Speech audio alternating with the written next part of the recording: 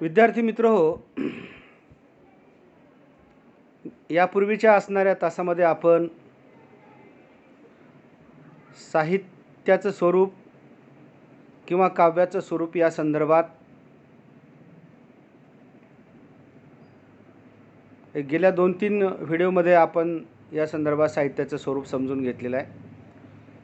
त्याशिवाय या साहित्याचं प्रयोजन काय या संदर्भातली सुद्धा आपण विपुल चर्चा केलेली आहे आणि संस्कृत मीमांसकांची अर्थात भारतीय साहित्यशास्त्रज्ञांनी जो काही साहित्याच्या प्रयोजनाचा विचार केलेला आहे, या संबंधानं आपण मम्मटाची काही प्रयोजनं लक्षात घेतली होती. त्यामध्ये यश, कीर्ती, पैसा, अशुभ निवारण, कांतासमित उपदेश आणि व्यवहार ज्ञान असे 6 प्रयोजनं आपण नीट पद्धतीने समजून घेतलेले होते. त्याच्यातली काही प्रयोजनं हे लेखकाच्या दृष्टीनं महत्त्वाची होती, तर काही वाचकांच्या दृष्टीने होती. आपण हे बघितलेलं आहे की लेखक का लिहितो आणि वाचक का वाचतो, या प्रश्नांच्या संदर्भानं जो काही गुंता साहित्य विश्वामध्ये निर्माण झालेला आहे, अशा साहित्य निर्मितीच्या प्रयोजनाच्या मुळाशी जाण्याचा जो काही प्रयत्न साहित्यशास्त्रज्ञांनी केलेला आहे, त्याचा विचार आपण थोडक्यात बघितलेला आहे. मम्मटाच्या व्याख्येच्या अनुषंगानं ते आपण लक्षात घेतलेलं आहे. आणि त्याचबरोबर एक शेवटचं प्रयोजन म्हणून मम्मटाने त्याचाही विचार केलेला आहे, ते म्हणजे आल्हाद किंवा आनंद. आल्हाद किंवा आनंद हे प्रयोजन अंतिम प्रयोजन आहे असंही त्यांचं म्हणणं आहे. कारण या सगळ्या प्रयोजनांचा विचार केल्याच्या नंतर अंतिम आणि सर्वात श्रेष्ठ आणि सर्वश्रेष्ठ असणारं अशा प्रकारचं जर प्रयोजन कोणतं असेल तर ते आहे आल्हाद किंवा आनंद, असं त्यांनी मानलेलं आहे. याचा अर्थ असा आहे की साहित्य निर्मिती करणारा कलावंत आणि त्या कलाकृतीचा आस्वाद घेणारा वाचक, या दोघांच्याही दृष्टीनं हे प्रयोजन महत्त्वाचं आहे असं त्यांनी मानलेलं आहे. कारण आपल्याला माहिती आहे की हे समग्र जीवन इतकं गुंतागुंतीचं आणि व्यापक आहे, सुखदुःखानं भरलेलं अशा प्रकारचं असणारं जीवन आहे. या जीवनाला स्वांत सुखाय अशा प्रकारचा, कुठेतरी आनंद देणारी अशा प्रकारची एक आंतरिक भावना कलावंताच्या मानसिकतेचं असणारं एक सुंदर आणि विलोभनीय जे दर्शन आहे, ते अलौकिकाच्या पातळीवर त्याचं जे काही अपर सृष्टी निर्माण करण्याचा जो काही प्रयत्न आहे, तो कलावंत आपल्या साहित्यकृतीच्या माध्यमातून करत असतो आणि त्याचा एक अतीव स्वरूपाचा आनंद त्याला मनस्वी मिळत असतो. जसं एखाद्या मातेला बाळाला जन्म देण्याचा जो आनंद आहे, तशाच प्रकारचा असणारा आनंद लेखकाला आपल्या साहित्यकृतीतून मिळत असतो, साहित्यकृतीच्या निर्मितीतून मिळत असतो. कारण तीही सुद्धा एक सर्जनशील निर्मिती असते.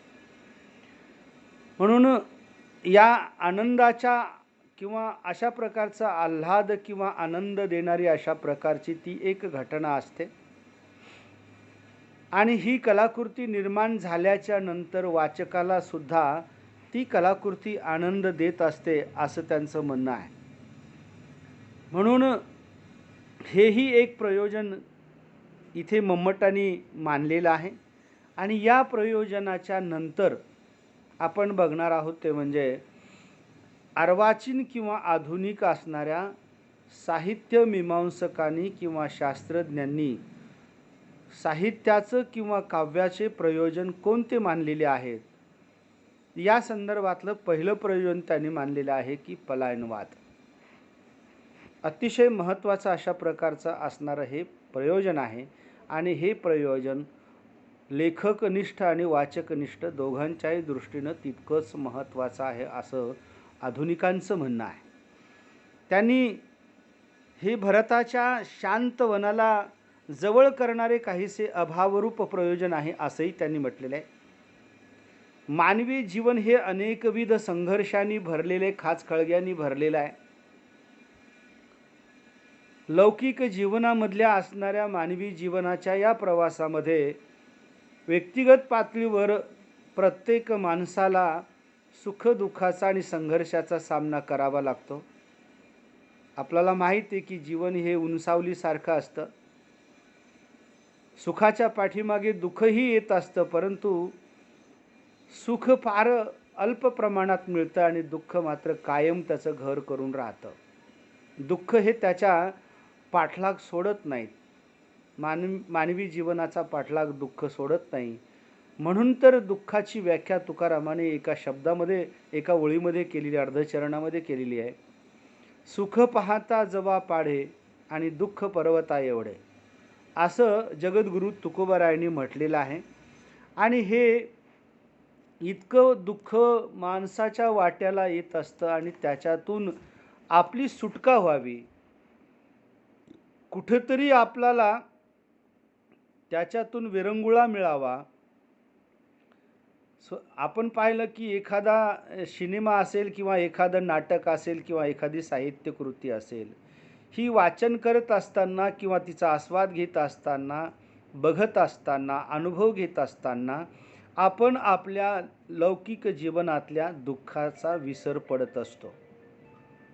नटसम्राट सारखं नाटक जेव्हा पाहत असतो आपण किंवा एखादा चित्रपट तर बघत असताना त्यावेळेला आपण स्वतःच्या जगण्याचा, त्याच्या प्रश्नांचा, त्याच्या दुःखाचे, सगळ्याच गोष्टींचा विसर त्याला पडत असतो. आणि म्हणून कलावंत अशा प्रकारच्या साहित्य कलाकृतीमधून माणसाला या दुःखातून कुठेतरी सुटका मिळाली पाहिजे, त्याला आनंद दिला गेला पाहिजे, अशा प्रकारची भूमिका घेऊन साहित्य लेखन केल्या जातं.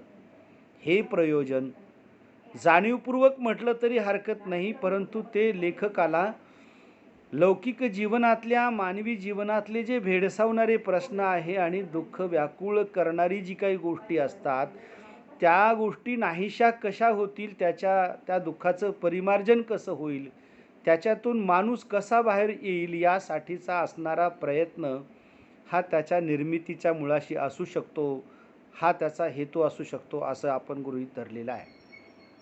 म्हणजे पलायनवाद हे प्रयोजन लेखकाच्या आणि वाचकांच्या दोघांच्याही दृष्टीने हे साहित्य निर्मितीचं प्रयोजन असू शकतं. आपण मध्ययुगीन काळातल्या दोन असणाऱ्या वाङ्मयीन प्रवाहांचा किंवा चळवळींचा विचार केला होता. ज्यावेळेला वारकरी संप्रदाय आणि महानुभव संप्रदाय हे मध्ययुगीन काळातले दोन वाङ्मयीन प्रवाह आहेत.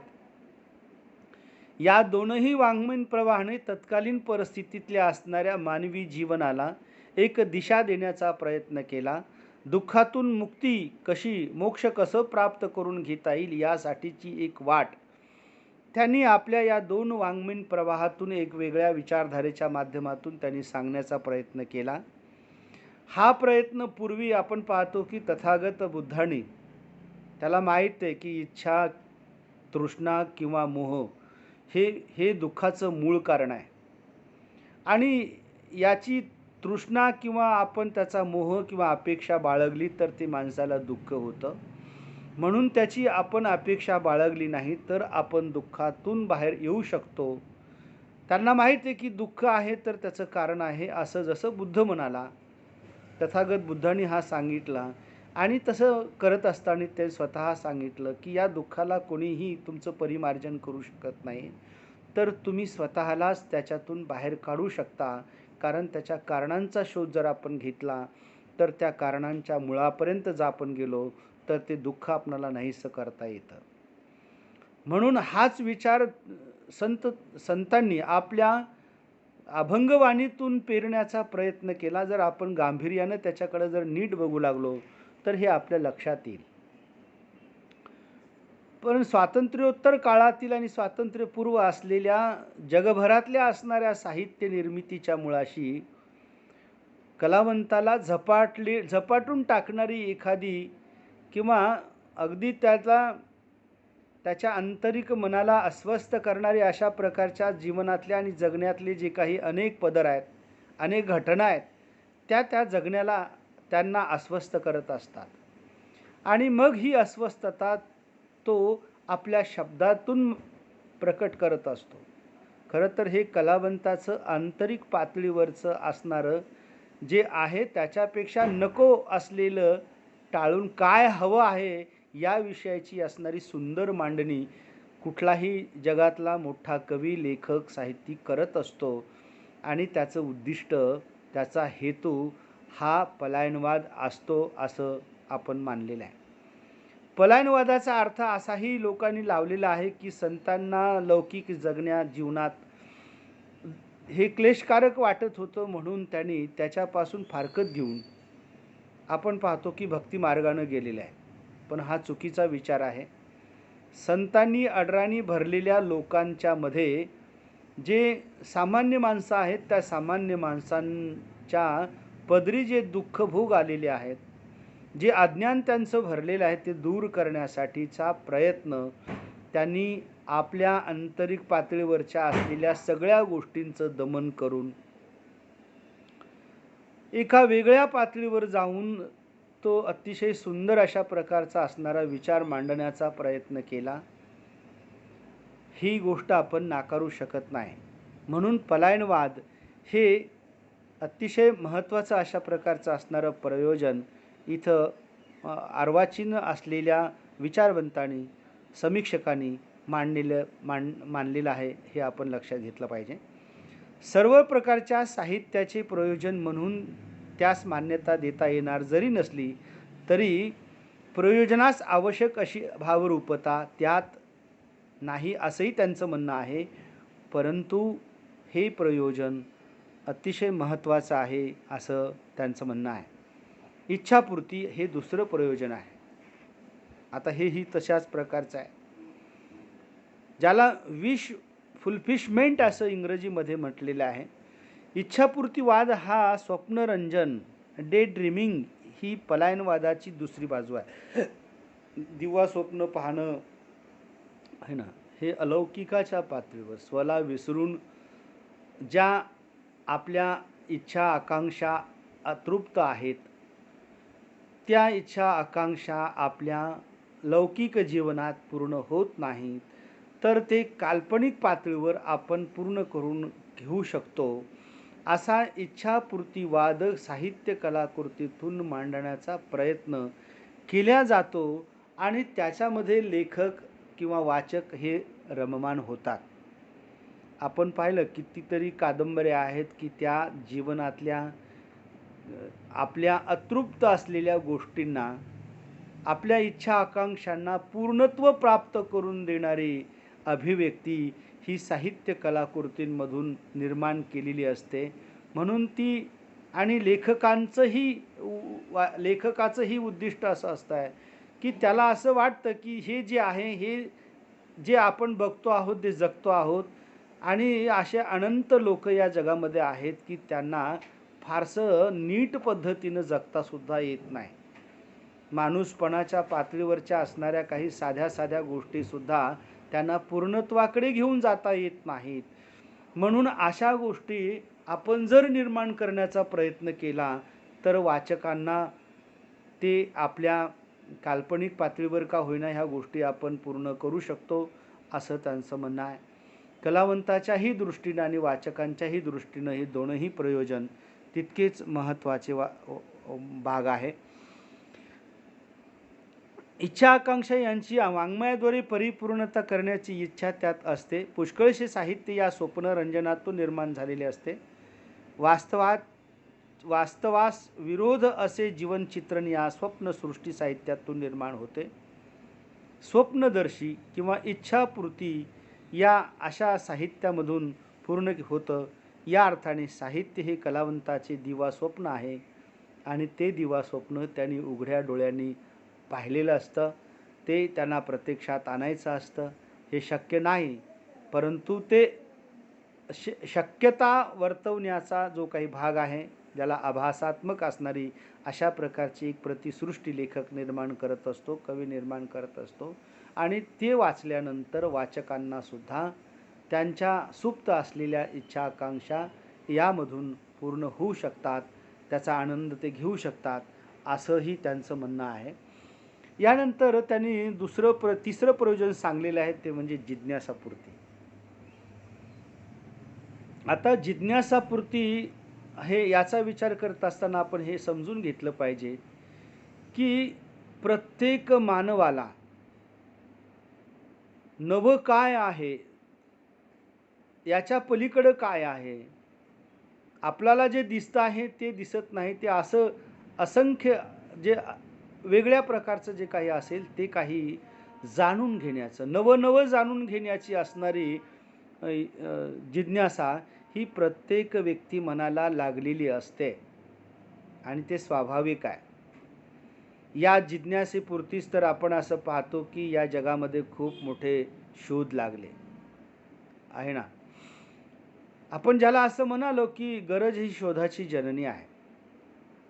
आणि हे सगळं जिज्ञासेपुरतीच जिज्ञासेमुळंच शक्य झालेलं आहे. ही जर कुतूहलाची किंवा जाणून घेण्याची, नवं शोधण्याची, नवं बघण्याची दृष्टी ही कलावंताकडे अधिक असते. विचारवंत, कलावंत, शास्त्रज्ञ यांच्याकडे ती अधिक असते, कारण ते प्रतिभावंत असतात. आणि प्रतिभा ही वेड्याची बहीण आहे असं म्हटलेलं आहे. ते वेडे असतात, त्यांचं वेडेपण वेगळं असतं. लौकिक पातळीवर ज्याला आपण वेडं म्हणतो, असे वेडे नाही आहेत. तर जे एक झपाटलेली अशा प्रकारची अवस्था, अस्वस्थता त्यांच्या मनाला जी लागून राहिलेली असते, त्यामुळे ते आपल्याच तंद्रीमध्ये असतात आणि त्या तंद्रीमध्येच ते एका वेगळ्या विश्वाच्या, एका वेगळ्या पातळीवर एक अपर असणारी अशा प्रकारची सृष्टी साहित्यामधून निर्माण करतात. आपण ज्याला म्हणतो ना, की कोण जगण्याकडे कसा बघतो याचा त्याच्या जीवनदृष्टीवर सगळ्या गोष्टी अवलंबून असतात. माणूस जीवनाकडे कोणत्या दृष्टीनं पाहतो याच्यावरच त्याची सृष्टी उभी असते. तसं मुळातच माणूस हा इतका जिज्ञासू आहे, त्याला नव्या गोष्टीची जाणीव करून घेणं, जे त्याला माहीत नाही ते समजून घेणं, माहीत करून घेणं, हे त्याच्या दृष्टीनं फार महत्त्वाचं असतं. आणि म्हणून विश्वाचे आकलन करून घेण्याची जी प्रेरणा म्हणजे जिज्ञासा असं म्हटलेलं आहे. आणि ह्या विश्वाचं आकलन करून घेण्याची जिज्ञासेपोटीच आपण असं पाहतो, की या ब्रह्मांडाचा शोध लावण्यासाठीचा जो प्रयत्न शास्त्रज्ञ करत आहेत, हे याचमुळे करत आहेत असं आपण लक्षात घेतलं पाहिजे. पण साहित्याच्या संदर्भात आपल्याला जे लौकिक जीवनात मिळत नाही आहे, ते एखाद्या साहित्य कलाकृतीमधून मिळू शकतं. हे ज्या कलावंतांनीही निर्माण केलेलं असतं, तर ते वाचकांच्या आस्वादामुळे, आकलनामुळे त्यालाही ती गोष्ट जाणून घ्यायची असते, की एखाद्या लेखकाने एखाद्या कादंबरीमध्ये किंवा एखाद्या कवितेमध्ये काय मांडलेलं आहे, एखाद्या नाटकांमधून काय मांडलेलं आहे. जे आपणाला माहीत नाही असं काही त्यानं त्याच्यामधून मांडलेलं आहे का, तर ते आपण जाणून घेतलं पाहिजे. अशा प्रकारची एक हेतू साहित्य वाचनाच्या आणि निर्मितीच्या मुळाशी असू शकतो, असं आपण या इथे अर्वाचीनाने हे प्रयोजन मानलेलं आहे. आहे ते विश्व बदलून नवे विश्व उभारण्याची प्रेरणा म्हणजे नवनिर्मिती. हे बघा, दोन गोष्टी इथे महत्त्वाच्या आहेत. एक म्हणजे विश्वाचं आकलन करून घेण्याची प्रेरणा म्हणजे जिज्ञासा, आणि दुसरी म्हणजे आहे ते विश्व बदलून नवे विश्व उभारण्याची प्रेरणा म्हणजे नवनिर्मिती. आपण म्हणतो ना, की ऑस्टिन वॉरेन रेलेमेरक म्हणतो, की लेखक कलावंत दुसरं वेगळं काय सांगतात, तर तेच जगणं तुमचं आमचं सांगतात, पण तुमच्या आमच्या जगण्याला एक वेगळा आकार देण्याचा, त्याचं जगणं सोपं करण्याचा, सुलभ करण्याचा, पर्यायाने समृद्ध करण्याचा प्रयत्न हा लेखक कलावंताचा असतो. आणि तो त्यांनी सातत्यानं ते त्यांच्या या प्रेरणेतूनच, या उद्दिष्टापोटीच ते साहित्य लेखनाच्या नवनिर्मितीकडे वळलेले असतात, असं आपण लक्षात घेऊ. ज्याला क्रिटिसिझम ऑफ लाईफ असं म्हटलेलं आहे. जीवनभाष्य आहे ना, जीवनाचं भाष्य आहे. कुठलीही साहित्य कलाकृती ही जीवनाचं भाष्य आहे. हे समजून घेण्याची कलावंताची धडपड असते. त्याने निर्माण केलेल्या साहित्य कृतीतून वाचकांच्याही जिज्ञासेचे तर्पण होत असते. एफ एल ल्युकस आणि आपल्याकडील रास-री-जोग-गांसारखे समीक्षक जिज्ञासापूर्ती हे एक महत्त्वाचं प्रयोजन आहे असं त्यांनी मानलेलं आहे. या प्रयोजनाबरोबर आपले हे इथे 3 प्रयोजनं आपण या ठिकाणी अर्वाचीनांचे लक्षात घेतलेले आहे. एक पलायनवाद, दुसरं इच्छापूर्तीवाद आणि तिसरं आहे जिज्ञासापूर्ती, ज्याला क्रिटिसिझम किंवा जीवनाचं भाष्य असं म्हटलेलं आहे. ही 3 प्रयोजनं आपण या तासामध्ये या ठिकाणी बघितलेले आहे. समजून घेण्याचा प्रयत्न आपण जरूर करावा. समजत नसलं तर परत हे प्रयोजनं आपण वाचायचे आहेत, समजून घ्यायचे आहेत आणि परीक्षेमध्ये अर्वाचीन किंवा आधुनिक विचारवंतांनी सांगितलेल्या प्रयोजनांचा विचार स्पष्ट करा असं म्हटल्याच्या नंतर आपणाला हे प्रयोजनं लिहायचे आहेत. ओके, आपण या ठिकाणी थांबू. उद्याच्या तासामध्ये भेटूया.